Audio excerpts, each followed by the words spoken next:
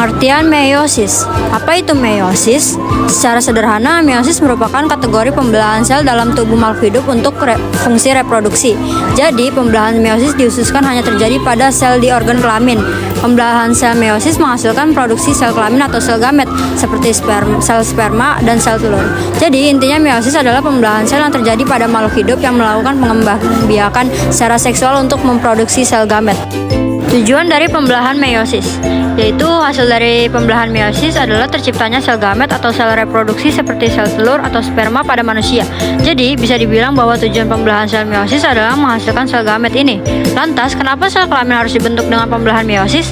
Untuk menjawab pertanyaan ini, kamu harus tahu dulu kuncinya, yaitu setiap makhluk hidup mempunyai jumlah kromosom yang tetap.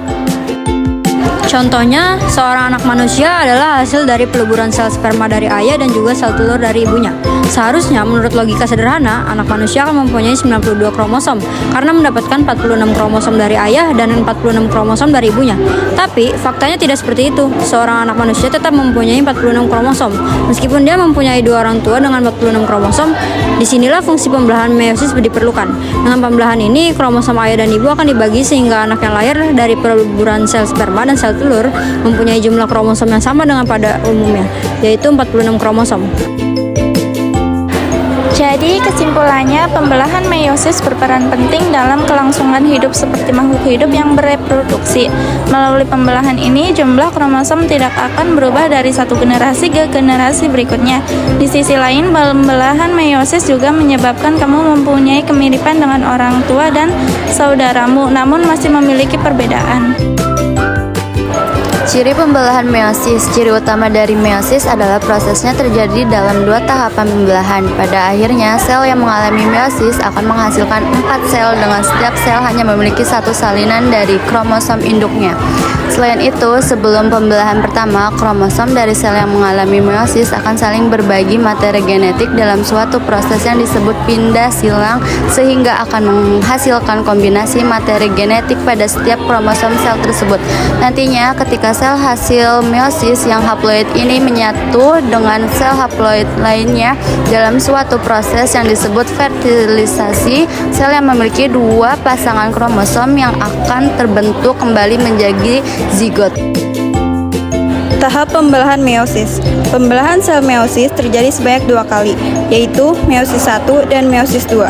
Nah, dalam setiap fase ini ada 4 tahapan yang berbeda, yakni tahap ferofase dan metafase, anafase, serta telofase. Pembelahan meiosis memungkinkan terjadinya rekombinasi genetik, yaitu perpindahan genetik dari satu kromosom ke kromosom lain. Proses pembelahan meiosis 1. Yang pertama, interfase, profase 1, metafase 1, anafase 1, dan telofase 1. Profase 1. Tahap profase 1 terbagi lagi menjadi beberapa subfase nih, berdasarkan struktur dan apa yang dilakukan oleh kromosom di dalamnya.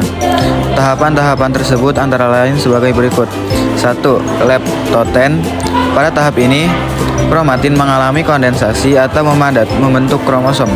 Setelah fase leptoten selesai, fase zikton dimulai. 2. Zikton.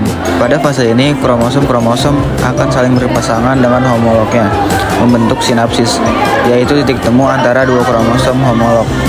3. Pakiten. Pada tahap ini, terjadi penggandaan lengan-lengan kromosom menjadi tetrad. Kemudian mulai membentuk chiasma, atau daerah pindah silang pasangan kromosom homolog pada pembelahan meiosis pertama. Profase 1.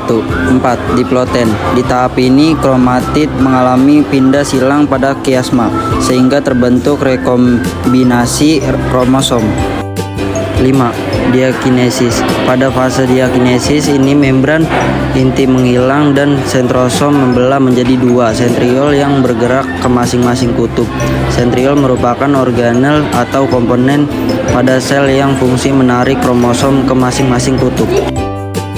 Metafase 1. Pada tahap metafase 1, kromosom bergerak di bidang ekuator dan sentriol mulai membentuk benang-benang spindel yang berikatan dengan sentromer kromosom. Pada tahap anafase 1, kromosom homolog berpisah dan bergerak ke kutub yang berseberangan. Setiap kutub sel memperoleh setengah jumlah kromosom sel induk. Pada tahap ini terjadi pengurangan atau reduksi jumlah kromosom akibat dari pemisahan kromosom homolog. Pada tahap telofase 1 terjadi pembentukan anak inti pada setiap kutub dan terjadi juga sitokinesis. Sitokinesis adalah fase pembelahan atau pemisahan sitoplasma organel dan membran seluler, sehingga akan menghasilkan dua sel yang disebut sel anak. Masing-masing kromosom homolog terdiri dari dua kromatid. Salah satu dari dua lengan hasil replikasi kromosom yang sentromernya masing bergabung pada telofase 1. Selnya membelah dua dengan kromosom haploid. Setelah tahap telofase 1 selesai, ada yang namanya interkinesis yang menandai batas akhir tahap pertama dan batas awal tahap kedua. Proses selanjutnya adalah tahap profase 2. Meiosis 2. Pada tahap pembelahan meiosis 2 bisa diasumsikan terjadi pembelahan mitosis. Cukup membingungkan ya, karena meiosis dan mitosis merupakan jenis pembelahan yang berbeda. Tapi yang perlu kita pahami adalah pada tahap meiosis 2, pembelahan yang terjadi tidak mengalami reduksi. Oleh karena itu, pembelahan meiosis 2 bisa diasumsikan mengalami pembelahan mitosis. Pada awal tahap ini, pembelahan diawali oleh satu sel anak yang haploid menjadi dua sel anak yang haploid. Dalam proses meiosis 2, terjadi beberapa tahap, yaitu perofase 2, metafase 2, anafase 2, dan telofase 2. Profase 2. Tahap profase 2 dimulai dengan pembelahan dua sentrion menjadi sentrion baru. Setiap pasangan sentriol akan bergerak ke kutub yang berlawanan. Kemudian nukleolus akan lenyap, kromatin yang ada di tahap ini masih memadat menjadi kromosom. Kemudian di tahap metafase 2, kromosom bergerak menuju bidang ekuator. Sentromer terikat oleh benang spindel yang berasal dari sentriol.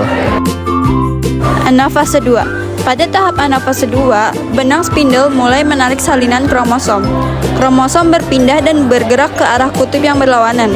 Kromosom tetap berupa haploid. Telofase 2. Selanjutnya di tahap telofase 2, masing-masing kutub memiliki sebuah kromosom yang haploid. Benang spindel pada akhirnya akan menghilang. Pada tahap ini akan membentuk 4 inti. Setiap inti memiliki setengah pasangan kromosom atau satu salinan DNA. Terakhir, terjadi tahap sitokinesis yang menghasilkan 4 sel baru. Tahap sitokinesis. Sitokinesis dalam meiosis adalah proses pembelahan sitoplasma yang terjadi setelah pembelahan inti atau karyokinesis pada meiosis 1 dan meiosis 2. Hasilnya adalah terbentuknya dua sel anak setelah meiosis 1 dan 4 sel anak haploid setelah meiosis 2.